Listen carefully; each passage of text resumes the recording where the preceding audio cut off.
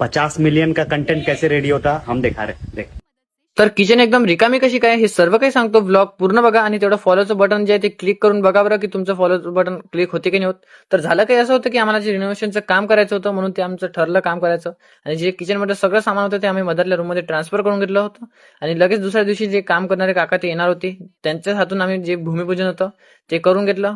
भूमिपूजन तर इतकं मस्त झालं एकदम तडाख्यात. आणि लगेच त्यांचं जे काम सुरू झालं ते पण मस्त खूप छान सुरू झालं.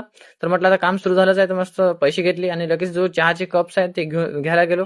तर लगेच चहाचे कप वगैरे ते गाडीत ठेवले आणि लगेच घेऊन आलो घरी. आणि चहा तर मस्त गरम गरम बनला होता, त्याच्यात चहा टाकला आणि म्हटलं आता चहा घेऊन काम किती झालं ते बघण्यासाठी जातो.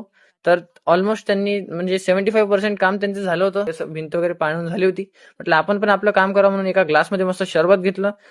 तर शरबत पिऊन घेतलं आणि लगेच मग जे स्वयंपाकाची तयारी आईची ते सुरू होती. तर आज बनली होती मस्त सोयाबीनची